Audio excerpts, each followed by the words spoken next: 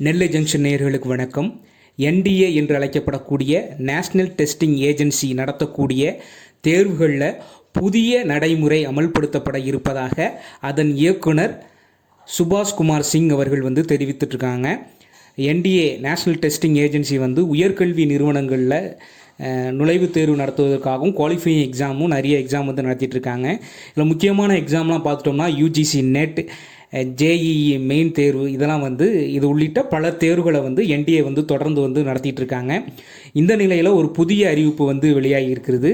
இந்த அறிவிப்பு என்ன அப்படின்னு பார்த்துட்டிங்க அப்படின்னா, என்டிஏ நடத்தக்கூடிய தேர்வுகளில் குறிப்பாக முதலாக இந்த நடைமுறையை எதில் அமல்படுத்த போகிறாங்க அப்படின்னு பார்த்துட்டோம்னா, ஜேஇஇ மெயின் எக்ஸாமில் இந்த நடைமுறையை அமல்படுத்த போகிறாங்க.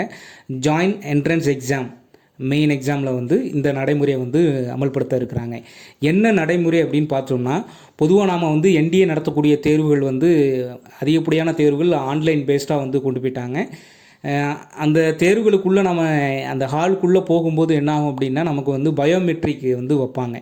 பயோமெட்ரிக் வச்சு தான் நம்ம அட்டண்டன்ஸ் போட்டு தான் என்ன பண்ண முடியும், நம்ம தேர்வுக்குள்ளே தேர்வு எழுத செல்ல முடியும். இதே மாதிரியான நடைமுறைகளில் பின்பற்றப்பட்டு வந்திருக்கு. இடையில யாருக்கும் ஒரு ரெஸ்ட் ரூம் போகணும், ஒரு டாய்லெட் போகணும் அப்படின்னா வெளியே போயிட்டு வருவாங்க. வரும்போது அவங்க நேராக வெளியே போயிட்டு நேராக உள்ளுக்கு வந்துடுவாங்க. இதனால் என்ன ஆகுது அப்படின்னா, சில ஆள்மாறாட்டங்கள் நடக்கிறதுக்கான வாய்ப்புகள் இருக்கலாம்.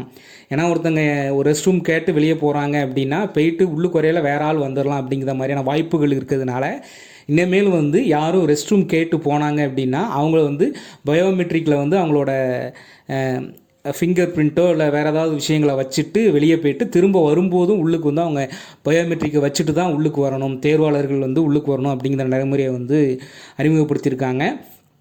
எதுக்கு அறிமுகம், அது வெறும் ஸ்டூடெண்ட்ஸுக்கு இல்லை அப்பியர் ஆகக்கூடியவங்களுக்கு மட்டும்தான் நடைமுறைப்படுத்தியிருக்காங்கன்னா இல்லை, அஃபீஷியல்ஸ் அந்த இருக்கக்கூடிய அஃபீஷியல்ஸ் யாரும் வெளியே போயிட்டு உள்ளுக்கு வந்தாலும் அவங்களும் பயோமெட்ரிக் வைக்கணும். அப்சர்வர்ஸ் இருந்தாங்கன்னா அவங்களும் வைக்கணும்.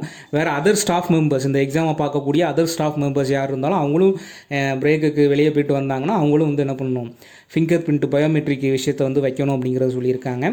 அது மட்டும் இல்லாமல் சர்விங், ரிஃப்ரெஷ்மெண்ட் பண்ணக்கூடிய மற்ற யார் உள்ளுக்கு வந்தாலும், அதாவது எக்ஸாமினேஷன் காலுக்குள்ளே யாரெல்லாம் வராங்களோ ஏதோ ஒரு நடைமுறைக்காரமாக அவங்க வெளியே போயிட்டு திரும்ப வராங்க, பிரேக்குக்கோ இல்லை வேறு ஏதோ விஷயத்துக்கு வெளியே போயிட்டு வராங்க அப்படின்னா அவங்க கண்டிப்பாக பயோமெட்ரிக் அட்டண்டன்ஸ் வைக்கணும், அதை செக் பண்ணணும் அப்படிங்கிற ரூலை என்டிஏ அறிமுகப்படுத்தியிருக்காங்க.